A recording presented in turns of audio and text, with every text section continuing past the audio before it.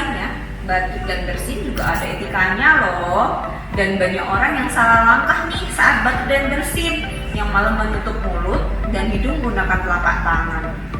Tujuannya baik, tapi belum tentu benar karena kuman bisa berpindah ke tangan dan menyebar tanpa kita sadari melalui sentuhan ataupun bersalaman.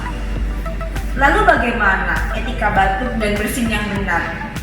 Caranya, tutup mulut dan hidung menggunakan tisu atau lengan baju saat batuk dan bersin bagian dalam.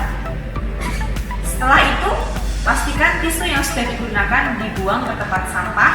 Lalu kita lakukan kebersihan tangan menggunakan sabun atau pembersih tangan berbasis alkohol seperti hand rub.